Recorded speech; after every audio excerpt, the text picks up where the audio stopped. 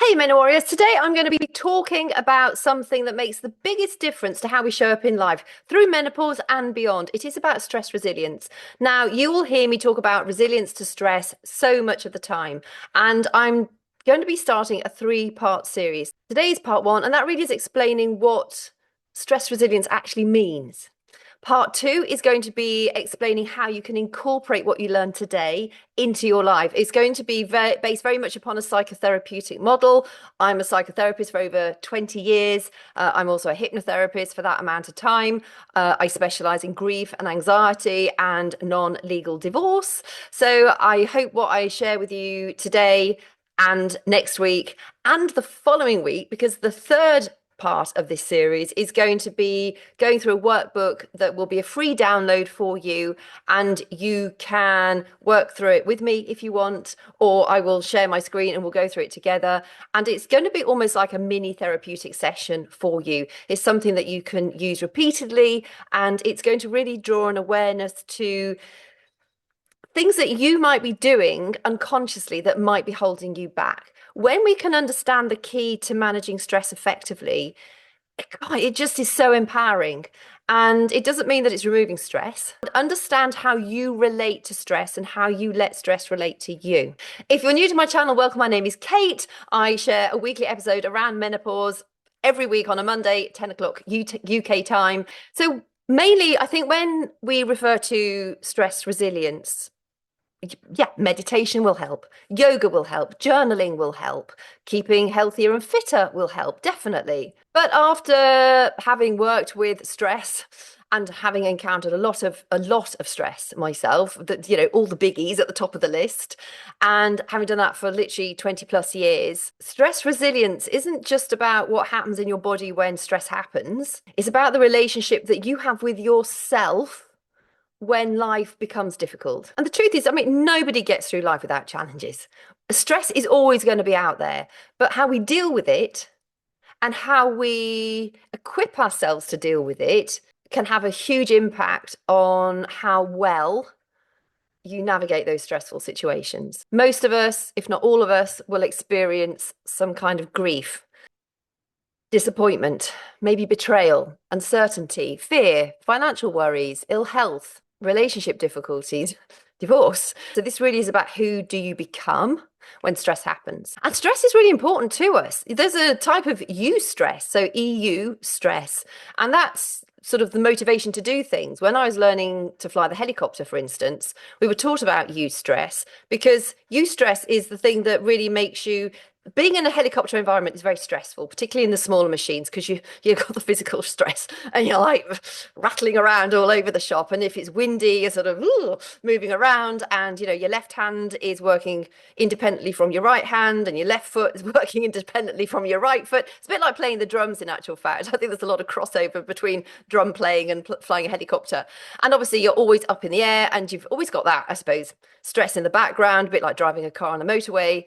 Are you going to be safe? Are you going to get to your destination safely? And if you fly it well, and if the mechanics are good, and hopefully there aren't any idiots in the air or on the road, then technically you should get to your destination safely. But there is always that stress. So you've got the psychological stress of, are you doing it correctly? Are you safe? You've got the mechanical stress, particularly in something like a helicopter where you're rattling around, and it is quite exhausting when you get down. But the use stress in that is you keep looking at your map, although these days it's probably GPS. But in the days I was flying, you have a map attached to your leg. So you're constantly checking, your landscape around where you're going. Are you heading towards that bridge? Is that electricity tower where it should be on your map? Because you go off a degree or two, and well, you're buggered, because over the course of 2 hours, that degree or two makes a massive, massive difference in your direction.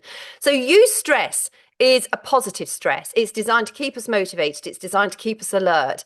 It makes you pay your bills on time, hopefully. And then we have the other kind of stress, which is the stress we all try and avoid, but it does happen. So building in that resilience to stress is A, identifying the things that you can change, and B, deciding to make a few changes, because those small little changes accumulatively make really large impacts on how well or how unwell you manage stress. And having resilience to stress doesn't mean that you're immune to the emotions. It doesn't mean that you're not afraid. It doesn't mean that you're not going to struggle. It doesn't mean that you're not going to lie awake at night worrying about this, that, or the other. It doesn't mean that you're not going to cry. It doesn't mean that you're going to just wish somebody would bloody give you a helping hand one day and just help. We all feel those things. I think often we have this view of somebody who is resilient to stress, just breezing through life with this constant smile on their face. That is not resilience to stress. That is suppression. A resilient person can say, yeah, this is really hard. I'm struggling. I'm not entirely sure how I'm going to get out of this, but I trust myself to try and I trust myself to take the next step. Whether that next step is the correct one or not, I'm still taking action. That is resilience to stress. If stress really is part of our survival system, it's what's helped keep us alive this far. The problem becomes when our brain starts to interpret that stress as something meaning that we are incapable or that we are helpless or that we are useless and that we're not going to be able to get through this particular stress. Because then we're not just experiencing a stressful event, we're actually building an identity around it. And that is where the problem lies. I really want you to think about this. When something goes wrong in your life, what is the message that you say to yourself internally? You may not be aware of it at all. This is part of this 3-part series, is to bring that awareness to you. You might think, oh God, this always happens to me. I'm just unlucky. I always get it wrong. I'm really bad with money. I'm never going to get better with money. I'm not confident. I'm never able to stick with anything. I'm not the kind of person who can change. And I want you to really consider this is, are those facts that you're saying about yourself? Or are they your beliefs about yourself? These beliefs, when we allow them to become beliefs, become incredibly powerful because they influence our behavior beyond. So the facts are not true. You're not completely incapable. You're not useless at everything. You're not a complete failure. You're not somebody who always gets it wrong. We're diving again into this sort of generalization and catastrophizing in part 2 in much more detail. But one of the things that we're going to be looking through, 5 really important areas: your identity, your beliefs, your capabilities, your environment, and your values. I work really deeply with those in both psychotherapy and hypnosis because these things really shape how we experience our lives. And a lot of us don't even know what our values are. Some of us don't know what our beliefs are.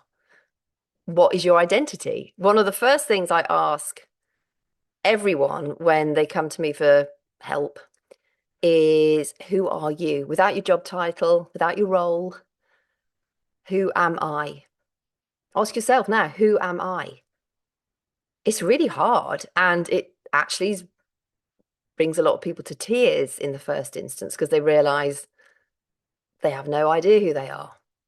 So that is what we're also going to help uncover in this 3-part series. The identity that you hold about yourself really influences the beliefs and the choices that you then make in life. A woman who sees herself as somebody who looks after her health will naturally make different choices to a woman who sees herself as overweight and this is just how it is in our family. They're going to be making very different decisions based upon their beliefs about themselves and their identity that they hold about themselves. And this is where it ties into menopause, because menopause really is it's a big transition. It's a time when we have to get used to the sense of being older. Most of us are beyond our midlife ages by the time we get to our menopausal, sort of post-menopausal years. Our bodies do start to look older. They feel a little bit older. And even if you're super fit and healthy, your joints don't bounce back as well as they did when you were younger. Your skin starts to age no matter what you do to it. Even if you have like facelift after facelift, and I don't, do they do body lifts or stuff? But whatever you might be doing, your skin is still getting thinner. It's losing its elastin and its collagen. And that can take a little bit of sort of getting into. It took me, I think, probably sort of 8 to 10 years to start to feel vaguely confident in those sorts of shoes, knowing that I'm not Peter Pan and I am eventually going to get old. I've just turned 56, and as a 56-year-old, I still think I'm pretty fit and healthy. I'm strong, but I'm not as fit and healthy and strong as I probably was when I was in my early 40s. And it does take a bit of getting used to that adjustment. So, menopause, as well as the hormonal changes that we go through, our identity also takes quite a bit of a knock. Plus, our roles change. You might be becoming an empty nester. That takes some getting used to. You might be caring for elderly parents. So seeing the decline in your parents can be heartbreaking. Again, that's another stress. That's something to get used to. And it helps also makes an impact on your role in life. You might be questioning, God, I'm coming up to retirement age. I can't afford to retire. Especially if you're a single woman, you may not have been keeping up with your national insurance contributions because you weren't working, you were at home looking after the children. Uh, you know, that can have a negative impact on how you see your future or the fear that you might have over your future too. And unfortunately, a lot of women start to see that as negative rather than as the natural transition that we're going through. And it can be disempowering. But in actual fact, when we become aware of our disempowering narrative, we can make a change because actually, no, I'm getting in the bloody driving seat. I'm going to drive the best way forward I can. It might be not be as flat and cheery and sunny as it was in my 30s and 40s, but I can definitely find a sunny path and I can trundle along in my getting older car and I can make a really great impact on the rest of my life by becoming aware of my negative ruminations, my negative thoughts, my fears that might be tainting some of the life experiences that I might otherwise be enjoying. And this is a time when we can start moving away from the expectations of others and moving into what actually really suits us best. Whenever I come across something that's challenging, there's been a few, um, my heroine is Boudica. I think she's fantastic. I used to live in Suffolk, and that's where she came from, the Iceni tribe. She was the leader of. She led them into battle against the Romans, and she was a warrior woman. And every time I come up against something really tough in life, I see myself as her. And I think that's why I'm a good. If anybody says to me, "Who are you?" I say I am a survivor. I am a survivor. I honestly feel truly deeply in my bones that I will fight to the nth, whatever it takes. And I think it's really important that we have a heroine or a hero that we keep in the back of our mind. She was a really powerful woman. She went through the grief. She went through absolute outrage. Her daughters were raped. Her husband was slaughtered. She went through some times which are just absolutely abhorrent. Yet she did not let that hold her back. She used that to fuel her to take action. And another thing that I do when I'm under a lot of stress is I say to myself, I am greater than my fears. That makes me feel really calm. It makes me feel grounded. And it doesn't remove the fears, it doesn't remove the problems, but it definitely helps with my interpretation of those problems. And by helping with those interpretations, my identity is stronger. My belief about my capabilities and my control and power over my environment is stronger because of that empowering, I suppose, foundation that I'm coming from. So really dial into what is your vision of yourself? Who is your heroine or hero? Can you create an image of something or someone that gives you that sense of strength? This is a story that I think a lot of people can identify with. So it wasn't too long ago. I'd been scammed out about £40,000 on my roof, having it fixed, but it wasn't fixed. It took nearly all my savings.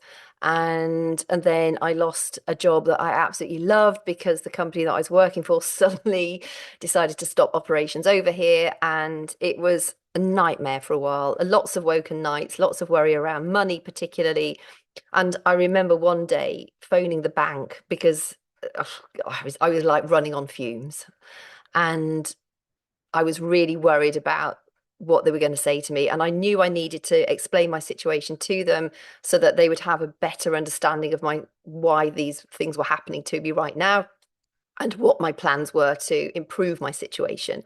And one of the first things I said to them as soon as I got through to a human was, I cannot, I don't have the strength right now for you to tell me what my bank balance is. I know it's not good, but please don't tell it to me. And they promised they wouldn't tell me what my bank balance was. And so I was able then to talk to them and explain what my situation was and how I envisaged getting myself out of this situation. Having that conversation with them made me feel so much more relaxed. It made me feel empowered. It didn't change the fact that suddenly I hadn't got more money. I still had financial problems. I was still stuck big time. I'd still been scammed out of a lot of money. And that in and of itself, it's like somebody breaking into your house and stealing loads and loads of money. It feels, it's a betrayal. It's horrible. And it just makes you feel so stupid as well. It's just like, how the heck did that happen? Unfortunately, my roof is really high. My house is really tall. And it wasn't until I'd gone out to check something that I thought, they've not done it, but they've made an absolute mockery of it. And I kept paying the money. Learned that lesson the hard way. So it was on several different levels. It was a call that I was dreading making, but having made that call, taking action, it gave me a real sense about my capability to take action and then explain my situation, not necessarily get them on side, but make them understand, or hopefully help them understand why I was in this situation right now. And also, my identity was that I can do these hard things. My belief about myself was that I was going to get through this somehow, some shape or form, even if I had to sell the house to downsize and get something a bit more affordable, free up a bit of cash. I was even looking at tiny little homes and yurts and all sorts of things, camper vans. How could I really make this work? And just by having that phone call made such a huge difference to me. And it helped my belief in myself. I can still take action even when I'm really scared about taking that action. And I sometimes think one of the biggest challenges of modern day life is that we are functioning in a world right now. You know, our brains, I don't think were ever designed to live in this environment. We live in boxes, we travel in boxes, we go from one box to another box. We rarely feel the rain on our skin. We rarely see the sunrise. When you go back hundreds, thousands of years, life was undeniably hard, but it had purpose. You know, you had to gather food or forage for food. You had to get water. They walked miles. They chopped wood. They carried heavy things. They experienced seasons. They lived in alignment with nature and the seasons. And I'm sure that they experienced loss and hardship on levels that we wouldn't even contemplate nowadays. But they also experience purpose and community and contribution. You know, when war comes, as awful as war is, people have a common purpose. They are fighting a common enemy. People don't sit around wondering that whether they matter. There's too much to do. There's neighbors to support. There's communities to help. There's children that might need taking on. There's the suffering, but there's also such a common shared purpose. And I think we really lack that these days. We spend more time looking at images of nature or films of nature than we do actually experiencing nature ourselves. And while our physical world has become easier, you know, we have running water in most cases, we have electricity in most cases, we have access to medications in most cases. Our mental world has become so much noisier. Our brains evolved to solve problems, to build, to move, to create, to hunt, to gather, to protect. And many of those threats we consider, they actually never happen. But instead we imagine them, we rehearse them time and time again in our mind. We catastrophize about them. We might replay difficult conversations that we've had. We scroll through other people's lives. We compare ourselves. And our nervous systems respond as though the danger is happening now. Because even if you're comparing yourself on your social media, that's still stress. The brain is still perceiving that as, oh my gosh, you're not doing so well here because look at how good they're doing. Resilience isn't built by ignoring challenge or avoiding challenge. It's built by engaging with meaningful challenge. And that is a huge distinction.